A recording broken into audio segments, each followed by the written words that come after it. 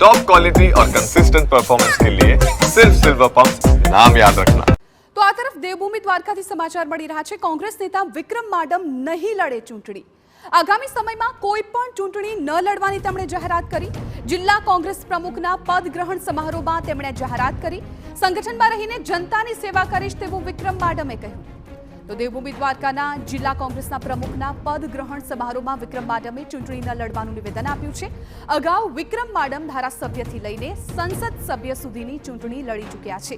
ત્યારે ચૂંટણી ન લડવાના તેમના આ નિવેદનથી હવે રાજકીય અટકળો પણ તેજ થઈ ગઈ છે।